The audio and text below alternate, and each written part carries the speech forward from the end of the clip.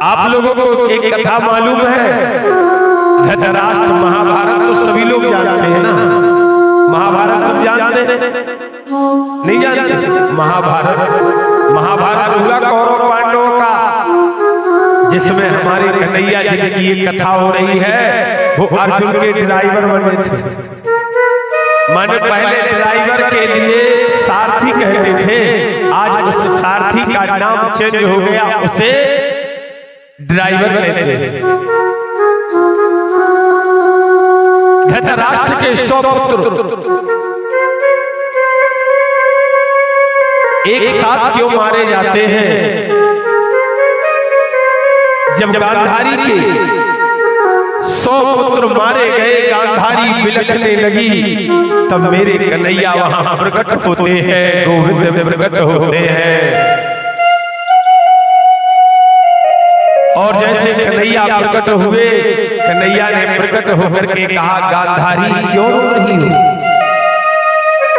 गांधारी कहती है, हे मधुसूदन, जिसका बगीचा हरा भरा था, मैं 100 पुत्रों की मां, आज बगीचा सूख गया है, नहीं बचा है नाम। आज मेरे कुल में एक दीपक जलाने वाला नहीं है। गांधारी के शब्द सुनते कन्हैया, भगवान श्री कृष्ण ने कहा, हे गांधारी, तुम अपने कुछ अगले जन्म को देखो, क्योंकि जो हमने पुनरपि जन्म पुनरपि मरणम, बार बार जन्म होता है, बार बार मरण होता है, यही खेल है सृष्टि का। जन्म होना, मृत्यु होना, जन्म होना, मृत्यु होना। और किस जन्म में हम क्या करते हैं, उस जन्म को हमको भोगना है। यही मृत्यु योग का नियम है। गांधारी ने सोचना आरंभ किया।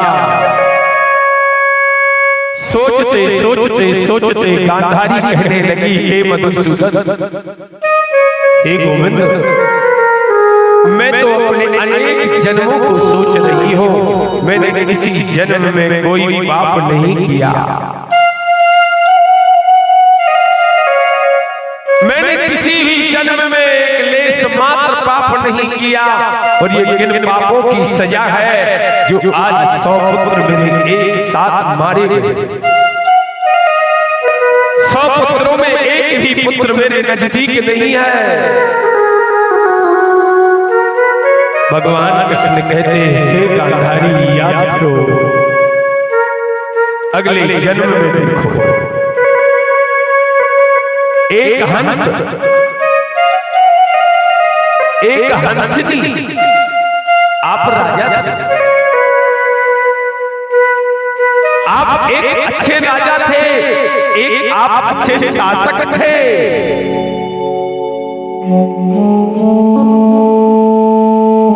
परंतु आपको सब में सबसे अधिक आपको मांस प्रिय था। हे राजा, आप मांसाहारी थे, आप मांस का सेवन करते थे। एक दिन एक हंस और एक हंसनी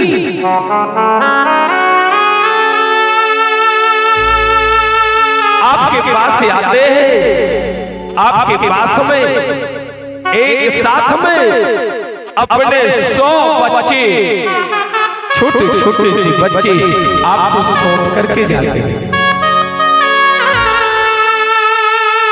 हे राजन, जब ये 100 बच्चे आपको सौंप करके हंस हंसनी कैलाश मानसरोवर की यात्रा करने के लिए हंस हंसनी जाते हैं, एक दिन आपके दरबार में मांस नहीं होता है। जो आपको भोजन बनाते थे उनमें पहले दिन हंसनी के एक बच्चे के मांस को काट करके तला करके सुंदर सब्जी बना करके दे दी। और हे राजन,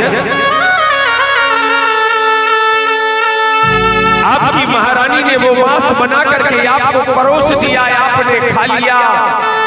और उस दिन की सब्जी इतनी स्वादिष्ट रही, इतनी स्वादिष्ट रही कि आपने इनाम घोषित कर दिया।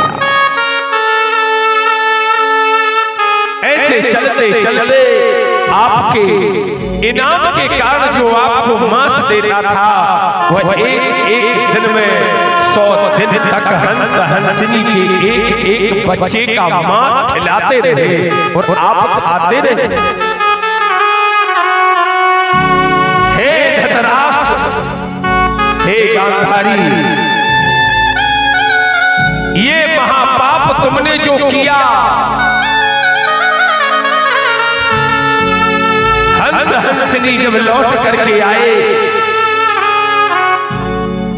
आपसे प्रार्थना की कि जो मैं अपने बेटे तुमको सौंप करके गए थे, हंस हंसनी ने कहा मेरे वो जो बच्चे हैं वो कहाँ हैं, मुझे लौटा दो, मैं अपने बच्चों को देखना चाहता हूँ, मैं अपने बच्चों को देखना चाहती हूँ। परंतु हे राजन, आपने अपने फुलवारी को बुलवाया, जिन फूलों की सुगंध में वो बच्चे रहते थे, आए, पूछा बताओ वो हंस हंसनी के बच्चे कहाँ हैं? जो भोजन बनाता था, जो मांस लाता था, उसने कहा महाराज फर्स्ट दिन में आपने हंस हंसनी के बच्चों का स्वादिष्ट मांस खाया, इस कारण से एक दिन में हमने 100 पुत्रों का, 100 हंसनी के बच्चों का मांस तुमको दिया।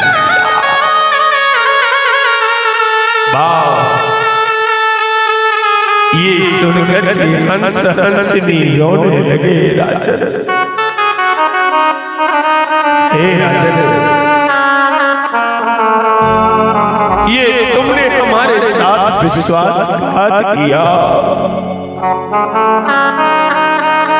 मैंने अपने जिगर के टुकड़ों को तुम्हारे हवाले किया और तुमने अपनी भूख बुझाने के लिए, अपनी भूख बुझाने के लिए मेरे 100 बच्चों का मांस सेवन किया, मेरे 100 बच्चों का खून बहाया। मैं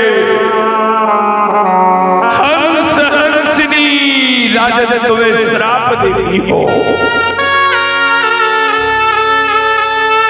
हे राजन, मैं हंस हंसनी श्राप देती हूँ, जैसे तुमने मेरे बेटे को एक एक करके 100 बेटों का अंत किया। अगले जन्म में तुम्हारे पास आंखें थी, आंखें इसलिए दी थी कि तुम अपने जब भोजन करो तो थाली को देख करके करो, जब तुम भोजन करो निहार करके करो। तुम्हें आंखें मिली थी, देखी नहीं है, इसलिए हंस हंसनी श्राप देते हैं, अगले जन्म में तुम जन्म से अंधे हो, अगले जन्म में तुम जन्म से अंधे हो, देखने के लिए तरसो। और ये जो मेरे 100 बेटे, ये जो मेरे 100 बच्चे थे, यही 100 बच्चे तुम्हारे संतान बनकर के आए, यही 100 बच्चे तुम्हारे पुत्र बनकर के आएंगे राजन।